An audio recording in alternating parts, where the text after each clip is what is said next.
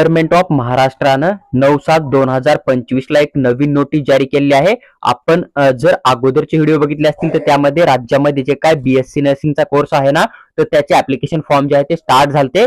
त्याच पाठोपाठ आता गव्हर्नमेंट ऑफ महाराष्ट्राने एक नोटीस नंबर 1 जारी केलेली आहे। यामध्ये जे काय आपली जीएनएम ची डिग्री आहे ना, बीएससी नर्सिंग सारखाच एक डिप्लोमा आहे जीएनएम नर्सिंग करून, तर त्यासाठी जे आहे ती अकॅडमिक इयर 2025 ची जी काय काउन्सिलिंग प्रोसेस आहे ती स्टार्ट झालेली आहे। तुम्हाला जर जीएनएम ला ऍडमिशन करायचं असेल आणि तुम्ही महाराष्ट्र नर्सिंग सीईटी दिलेली असेल आणि तुमचा स्कोर जर समजा 40% किंवा रिझर्व्ह कॅटेगरीनुसार किंवा मग जनरल कॅटेगरीनुसार जो काय क्वालिफाय मार्क्स आहे ना त्याच्यापेक्षा कमी येत असेल किंवा तुमचा स्कोर छान येतोय पण तुम्हाला एक गव्हर्नमेंट कॉलेजमधून जे आहे ते जीएनएम करायचं आहे, तर तुम्हाला ही काउन्सिलिंग जी आहे ती करणं पडतं। तर पहा या ठिकाणी जी काय नोटीस आहे, नोटीस मध्ये यांनी मेन्शन केलंय की जवळपास तुम्हाला 10/7/2025 ला एक इन्फॉर्मेशन ब्राउचर दिलं जाणार होतं। म्हणजे जीएनएम च्या ऍडमिशन प्रोसेससाठी टोटल किती कॉलेज पार्टिसिपेट करतील, त्याच्यामध्ये कॅटेगरीनुसार फीस किती आहे, कोणत्या विद्यार्थ्यासाठी किती टक्के जागा ज्या आहेत त्या राखीव असताय, ही पूर्ण इन्फॉर्मेशन, पूर्ण ऍडमिशनचे रूल जे आहेत ना ते इन्फॉर्मेशन ब्राउचर मध्ये आपल्याला बघायला मिळत आहे।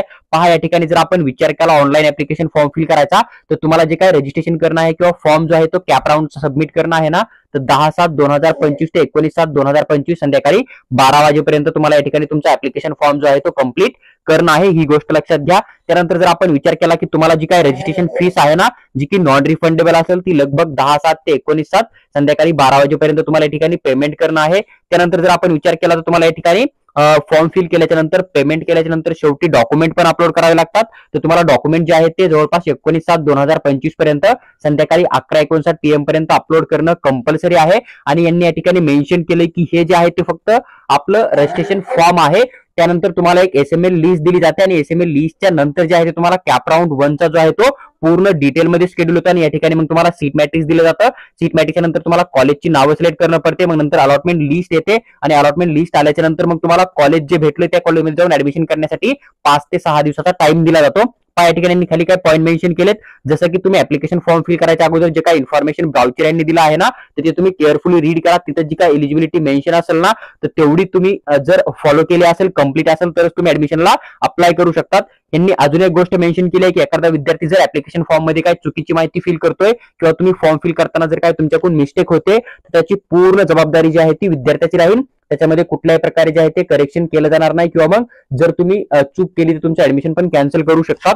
ही पण गोष्ट यांनी या ठिकाणी मेन्शन केलेली आहे। त्यानंतर यांनी अजून एक गोष्ट मेन्शन केली की जेवढे विद्यार्थी ऍप्लिकेशन फॉर्म फिल करणार आहेत ना, तर त्या सर्वांना जी काय लास्ट डेट आहे डॉक्युमेंट व्हेरिफिकेशनची, त्याच्या अगोदर जे आहे ते पूर्णच्या पूर्ण डॉक्युमेंट ऑनलाईन काउन्सिलिंगच्या वेबसाईटमध्ये जिथे तुम्ही फॉर्म फिल करताना ते तुम्हाला फिल करणं कंपल्सरी आहे।